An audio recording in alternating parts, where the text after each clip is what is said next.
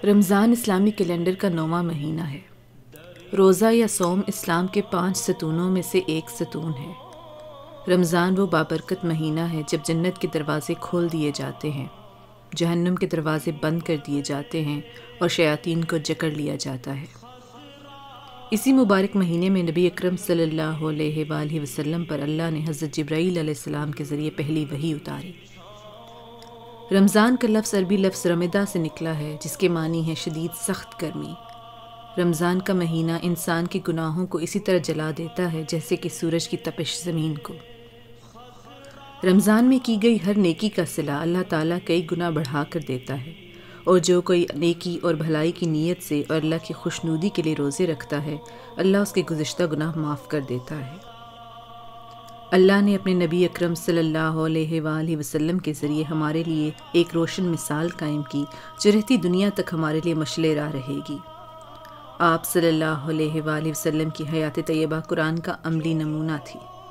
خود اللہ نے قرآن میں فرمایا، بے شک تمہارے لیے اللہ کے نبی صلی اللہ علیہ وآلہ وسلم کی ذات میں بہترین نمونہ ہے۔ بحیثیت مسلمان نبی اکرم صلی اللہ علیہ وآلہ وسلم سے محبت ہمارے ایمان کا حصہ ہے۔ اس محبت کا تقاضا ہے کہ ہم اپنی زندگیاں نبی اکرم صلی اللہ علیہ وآلہ وسلم اور اللہ کے بیان کردہ سانچے پر ڈھالنے کی کوشش کرتے رہیں۔ یہاں ہم اس چیز کا جائزہ لیں گے کہ نبی اکرم صلی اللہ علیہ وآلہ وسلم اپنا رمضان کیسے گزارتے تھے اور کیا اعمال کرتے تھے۔ سحری۔ نبی اکرم صلی اللہ علیہ وآلہ وسلم سحری کھانے کی حوصلہ افزائی کرتے تھے۔ سحری میں اللہ تعالیٰ نے برکت رکھی ہے۔ سحری ہمیں روزے کے لیے تیار کرتی ہے اور پورے دن کے لیے طاقت فراہم کرتی ہے۔ حضرت انس بن مالک رضی اللہ عنہ سے روایت ہے کہ نبی اکرم صلی اللہ علیہ وآلہ وسلم نے فرمایا، سحری کھایا کرو کیونکہ سحری میں برکت ہوتی ہے۔ افطار میں جلدی کرنا۔ شام تک انسان کی ہمت اور طاقت جواب دینے لگتی ہے۔ مغرب کے وقت افطار کرنے میں جلدی کا حکم دیا گیا ہے۔ حضرت سہیل بن سعد رضی اللہ عنہ سے روایت ہے کہ رسول اکرم صلی اللہ علیہ وآلہ وسلم نے فرمایا، میری امت کے لوگ صحیح راستے پر رہیں گے جب تک روزہ افطار کرنے میں جلدی کریں گے۔ آپ صلی اللہ علیہ وآلہ وسلم کی سنت ہے کہ آپ روزہ تازہ کھجور سے کھولتے۔ اگر تازہ کھجور میسر نہ ہوتی تو خشک کھجور سے روزہ کھولتے، اور خشک کھجور بھی میسر نہ ہوتی تو پھر پانی کے چند گھونٹ پی لیتے۔ سخاوت۔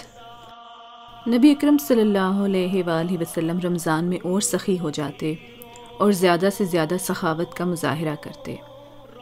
آپ صلی اللہ علیہ وآلہ وسلم زیادہ سے زیادہ صدقہ دیتے اور اپنے ساتھیوں کو بھی ایسا کرنے کا حکم دیتے۔ صحیح بخاری میں ہے کہ آپ صلی اللہ علیہ وآلہ وسلم نے فرمایا، ہر مسلمان کو صدقہ دینا چاہیے۔ لوگوں نے پوچھا، لیکن اگر کسی کے پاس دینے کے لیے کچھ نہ ہو تو وہ کیا کرے؟ آپ صلی اللہ علیہ وآلہ وسلم نے جواب دیا کہ اسے اپنے ہاتھوں سے کام کرنا چاہیے اور اس سے فائدہ اٹھانا چاہیے، اور جو وہ کمائے اس سے صدقہ بھی دے۔ لوگوں نے مزید پوچھا کہ اگر وہ یہ بھی تلاش نہ کر سکے، یعنی اسے کام نہ مل سکے، تو آپ صلی اللہ علیہ وآلہ وسلم نے جواب دیا، اسے ان لوگوں کی مدد کرنی چاہیے جو مدد کے لیے پکاریں۔ لوگوں نے کہا اگر وہ یہ بھی نہ کر سکے، تو حضرت محمد صلی اللہ علیہ وآلہ وسلم نے کہا کہ پھر اسے چاہیے کہ وہ نیک کام کرے اور برے کاموں سے دور رہے۔ قرآن پاک رمضان کے مہینے میں نازل ہونا شروع ہوا، اور یہ ہمارے لیے ضابطۂ حیات کا درجہ رکھتا ہے۔ حضرت جبرائیل علیہ السلام رمضان کے مہینے میں آپ صلی اللہ علیہ وآلہ وسلم کے ساتھ قرآن کا دور کیا کرتے۔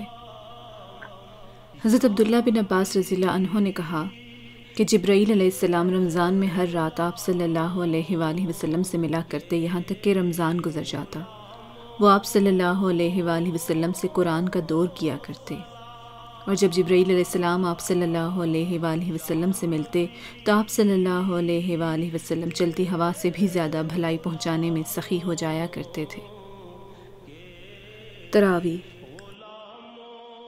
آپ صلی اللہ علیہ وآلہ وسلم رمضان میں رات کا ایک اہم حصہ عبادت میں گزارتے۔ آپ صلی اللہ علیہ وآلہ وسلم نے 3 راتیں تراویح بھی پڑھی۔ حضرت عائشہ رضی اللہ عنہا سے روایت ہے کہ رسول اکرم صلی اللہ علیہ وآلہ وسلم ایک مرتبہ نصف شب میں مسجد تشریف لے گئے اور وہاں تراویح کی نماز پڑھی۔ کچھ لوگوں نے بھی آپ صلی اللہ علیہ وآلہ وسلم کے پیچھے پڑی۔ جب صبح ہوئی تو انہوں نے اس کا چرچا کیا۔ دوسری رات کو اس سے زیادہ لوگ جمع ہوئے اور آپ صلی اللہ علیہ وآلہ وسلم کے ساتھ نماز پڑھی۔ صبح کو لوگوں نے اور زیادہ چرچا کیا۔ تیسری شب کو بہت لوگ جمع ہوئے۔ رسول اکرم صلی اللہ علیہ وآلہ وسلم باہر تشریف لائے اور نماز پڑھی۔ لوگوں نے بھی آپ صلی اللہ علیہ وآلہ وسلم کے پیچھے نماز پڑھی۔ جب چوتھی رات ہوئی تو اتنے لوگ جمع ہوئے کہ مسجد میں ان کا سمانا مشکل ہو گیا، لیکن اس رات آپ صلی اللہ علیہ وآلہ وسلم باہر تشریف نہیں لائے۔ صبح کو نماز کے لیے نکلے اور نماز کے بعد لوگوں کی طرف مخاطب ہوئے۔ پہلے تشہد پڑھا، پھر فرمانے لگے، اما بعد، تمہارے یہاں جمع ہونے کا مجھے علم تھا، لیکن مجھے اس بات کا خوف ہوا کہ کہیں تم پر یہ نماز فرض نہ کر دی جائے، پھر تم اس کی ادائیگی سے عاجز آ جاؤ۔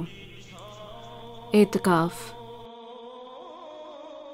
آپ صلی اللہ علیہ وآلہ وسلم رمضان میں اعتکاف میں بھی بیٹھتے۔ آپ صلی اللہ علیہ وآلہ وسلم رمضان میں کچھ دنوں کے لیے خود کو مکمل طور پر دنیا سے الگ کر لیتے اور پورا وقت اللہ کی عبادت میں گزارتے۔ صحیح بخاری میں ہے کہ حضرت ابو ہریرہ رضی اللہ عنہ سے روایت ہے کہ حضرت محمد صلی اللہ علیہ وآلہ وسلم ہر رمضان میں 10 دن اعتکاف میں رہتے اور جس سال ان کا وصال ہوا وہ 20 دن اعتکاف میں رہے۔ شب قدر۔ رمضان کا سب سے اہم پہلو شب قدر ہے، جسے لیلۃ القدر بھی کہتے ہیں۔ یہ سال کی سب سے مبارک رات ہے اور یہ رات 1000 مہینوں سے بہتر ہے۔ اس رات میں کی گئی ہر عبادت کا صلہ اللہ کئی گنا بڑھا کر دیتا ہے۔ لیلۃ القدر وہ رات ہے جب اللہ اپنی برکات آسمانوں سے زمین پر نازل کرتا ہے۔ یہ رات رمضان کے آخری عشرے میں آتی ہے۔ ہمارے نبی اکرم صلی اللہ علیہ وآلہ وسلم رمضان کا آخری عشرہ زیادہ سے زیادہ عبادت میں گزارتے۔ آپ صلی اللہ علیہ وآلہ وسلم راتوں کو عبادت کے لیے جاگتے اور اہل خانہ کو بھی جگاتے۔ نبی اکرم صلی اللہ علیہ وآلہ وسلم نے فرمایا، لیلۃ القدر کو رمضان کے آخری عشرے کی طاق راتوں میں تلاش کرو۔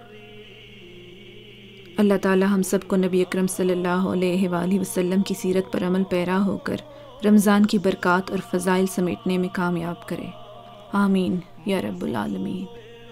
یا رسول اللہ